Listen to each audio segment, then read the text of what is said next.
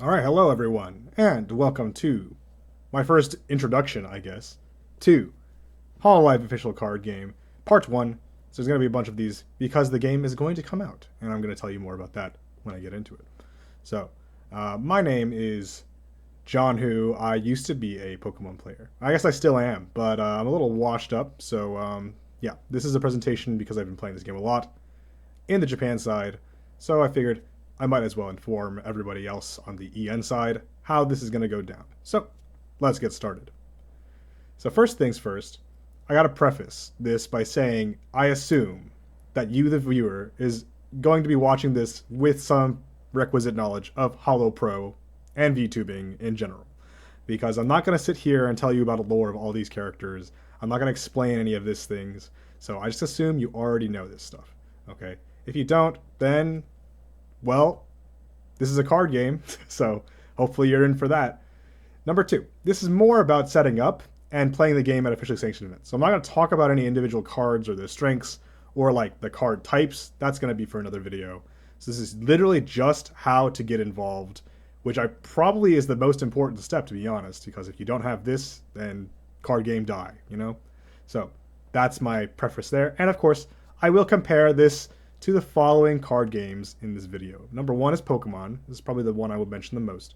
But I will also mention Yu-Gi-Oh! A couple times. That will be more prevalent once I get into talking about the actual cards and how to, like, what's going on in the game. But for today, I'm only going to be talking about setup and registration and all that stuff. So let's keep it rolling.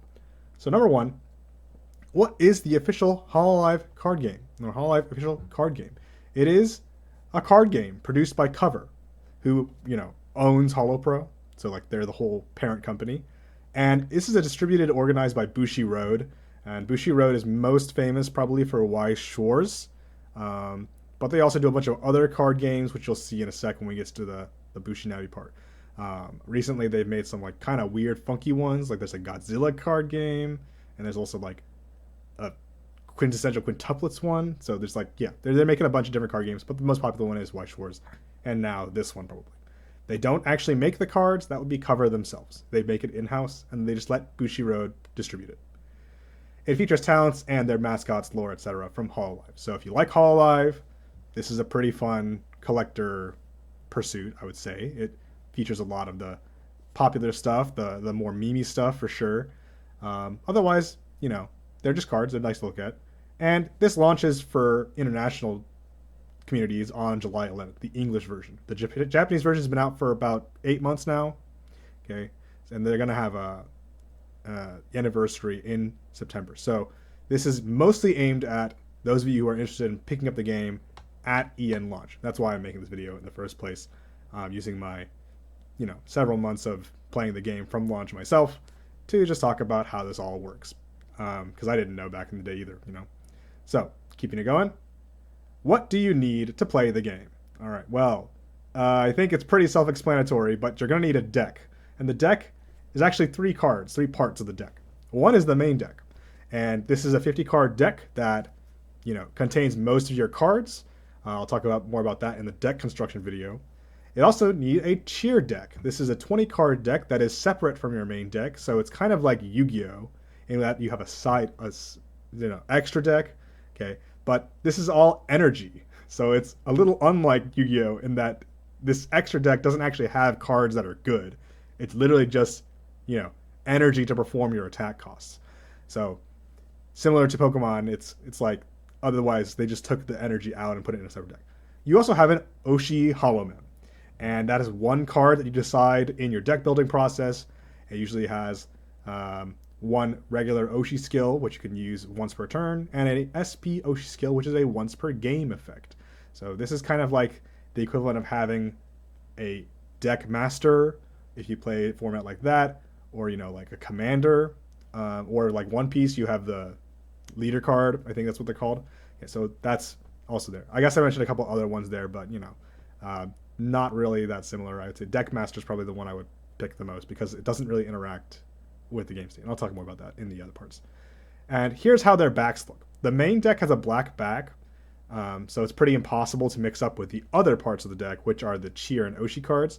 They have white backs, which, when you're opening packs, it'll be apparent whether you pulled a main deck card or an OCG card because the back will be different. Of course, you are supposed to sleeve these up, but in case you're playing raw, this is how you distinguish them. Next, you need some peripherals. That would be the things you need to actually play the game and keep track of the numbers. Firstly is an SP Oshi skill marker. I previously talked about how the leader card, the Oshi card, has an SP once per game skill. That's like your V-star power in Pokemon. So you need a V-star marker. If you're familiar with that, you kind of know that you can use any marker you want as long as you and your opponent agree on it. But hololive actually has an official marker right here. It's very nice and fancy, but honestly, you can use whatever you want as long as your opponent agrees with it. You also need dice. This is not like optional. You do need dice for this game because multiple effects on cards require you to roll dice. These are the official dice from hololive. Personally, I think any old dice will do.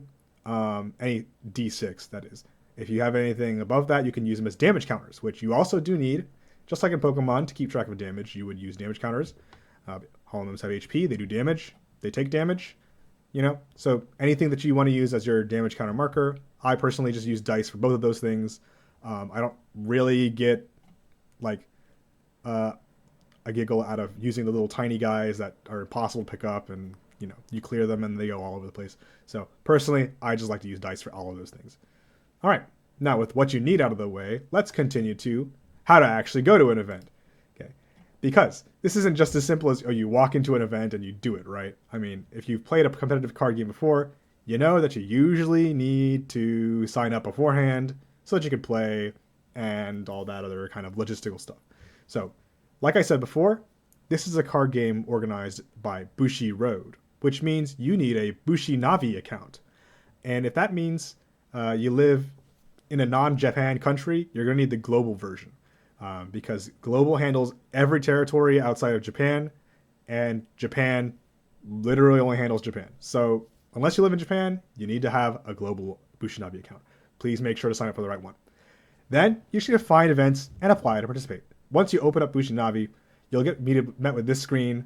The thing about, I guess one good thing about the global server is that you actually have both JP and EN events, okay? JP only has JP. I mean, we've also been playing the game for months now at this point. But I think Bushinavi EN has also been using Bushinavi for JP events so far, and they're going to start rolling out the EN events soon enough. Okay, obviously kind of difficult to play in JP events if you don't have the JP cards. And they're expensive to import and all that stuff. But from here on, I assume they're going to make more EN events. So go to Bushinavi, sign up, find your events, find your locals, and apply to participate. And it's as easy as that. Normally it's like a first come first serve for the casual level, and then once you get to the higher level competitions, it becomes like a lottery system. Japan loves their lotteries. Once you're at the event, you also use Bushinavi to see your pairings and submit your match results. It's really convenient. I personally like it a lot. Pokemon, I know it's targeted at kids, so they can't necessarily do this because not every kid has a smartphone or knows how to use it. So it's really nice to have this Bushinavi app, personally speaking, to do all the tournaments progression stuff in the app, basically. You don't have to talk to anyone or submit a match slip or do any of that stuff. So yeah, that's how to sign up for an event using Bushinavi. And I think it's pretty self-explanatory how to sign up, so I didn't include that. Moving on. Here's how to set up the game. So I'm going to do this part, and then I'm going to actually transition into a, demonstration part where I'll actually show you, setting up with the actual physical cards, since it's a little easier to do in that format. Once you get to your match table, you shuffle all your decks, okay? Both your main deck and your chi deck. You offer your opponent the cut, all right? And then you put them into the places that you need to put them into, which I'll show in a sec. However, if your cheer deck is all one color, it's generally accepted behavior to show and tell your opponent that you are running a one color deck to skip the shuffling of your cheer deck. That's if you really want to save any time. But, competitively, from a competitive standpoint, you're not supposed to do this because it gives your opponent an idea of what kind of deck you're running. So at most high level competition, this step doesn't happen. At low level competition, I would say most people, if they especially want to flex a full rarity cheer deck, they will do this. This is like, it's also something you can do at like a high level tournament. It's not like you can't, but most people just will not, on principle that it gives your opponent an idea of how to play against your deck. Then you determine who goes first. If you live in Japan like me, that is done through rock, paper, scissors. If you live in a different country, usually you roll dice. And the higher number goes, like, gets to pick who goes first, who goes second. And I think that's pretty much normal at this point. I don't really see it going anywhere else. Technically, you can just do any old method. As long as you and your opponent agree on a method to who's going first, like who decide who's going first, you can do that. And I will say, without getting too far into it, that this is a go first game at the moment. So you will probably want to go first, even if you like have a deck that can do go second. So you're pretty much always going to go first if you win the go first determination. All right. And with that said, I'm going to move on into the demonstration part. So there's going to be a small cut, and I'll see you in a sec. Okay, and welcome to the demonstrative part of this video, where I'm just going to show you how to set up the board from before the game happens, from turn 0 basically.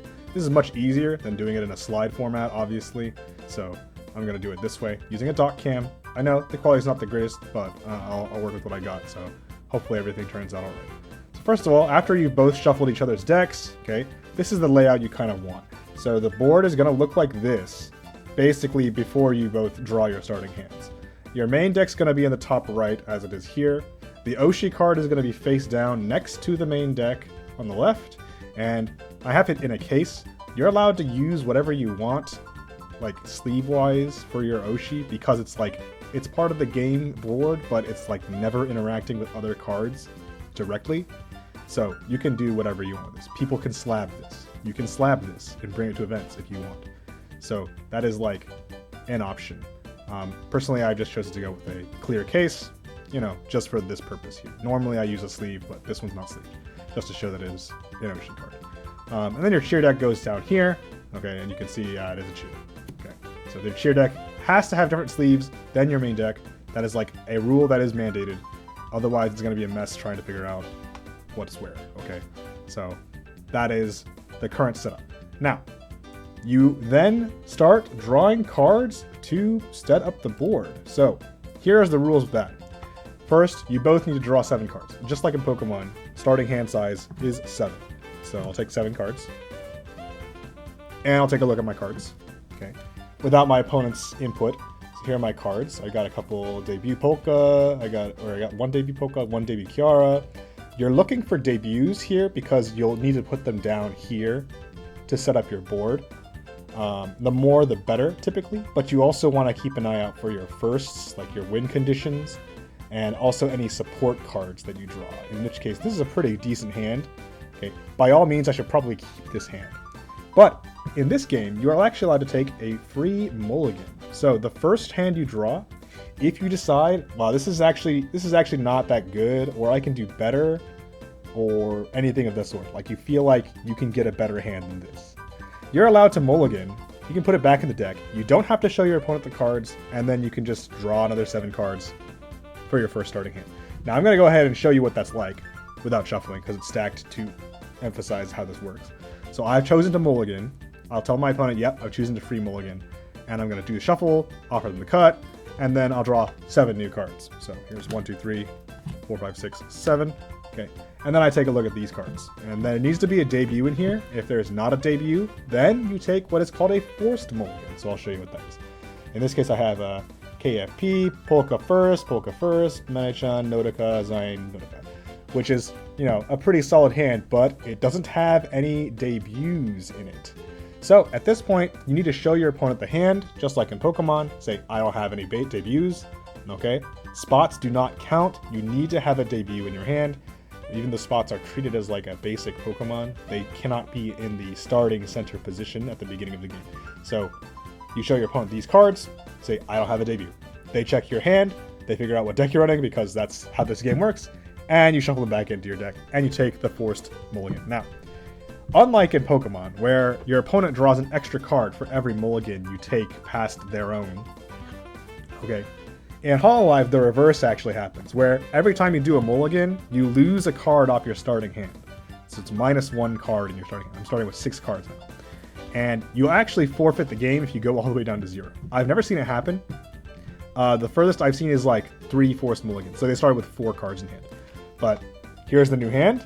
In this case, I got Polka Buzz, Bibu debut, Polka debut, Bibu first, Polka first, Notica. Okay. At this point, there are debuts in my hand, so now I just have to set up. Now, how do you set up from this? Well, you need to choose a debut holomem to put into the center. And then if you have other debut holomems in your hand or spots, you can put them down here in your backstage. Okay. And then that is considered setup. So here's my hand. Once you both start the game, you say, okay, let's start the game, start the timer. You'll flip over all your cards. Okay. And you'll set up your life. So in this case, I have a Kiara Oshi. She has a life of 5 right there. You see that? Life of 5. So you'll take your 5 cards off the starting of your cheer deck, and you'll just go 1, 2, 3, 4, 5. And that's how you set up your life. If you have 6, you'll put a 6 card there, of course. If you want to be like completely like official, that's the way to start the game. But at local level, usually people just show their Oshis to start. It's not a big deal. Okay, it's not like it's super competitive or anything. And this is the recommended way. This is the way they show it on the game board and the playmat. But actually, I like to condense them into one stack because unlike Pokemon, you can't pick out what prize you're getting. And also, it's all cheer anyway. So if you're running a single color deck, they're all going to be the same. So I just do this and I put a number on top to signify how many cards are left. And then the game starts. And then that's it. So yeah, thanks for watching how to set up the game board from turn 0. And I'll catch you in the next one for actually how to play the game and flow of the game. See ya. And we're back. So that's going to make it for the logistics. It's already a pretty long video at around 15 minutes, I want to say. So number 1, I want to end this video by saying please support the game by playing at your official events at your local game store and buying product from them, because from what I hear anyway, the EN side of the promotional staff have not been doing a great job using the socials and stuff with this card game in the international scene. So definitely in the baby stages of the game and to gauge interest, you should do as much as you can, okay, to support the growth of the game. And you can come back here to check out for more videos about this card game, more about like strategy and like what to look out for set 1, since you guys are going to get that in a sec here coming up. So yeah, hope you enjoyed the video. Leave a like, comment if you do enjoy this kind of content, and I'll see you in the next one. See ya.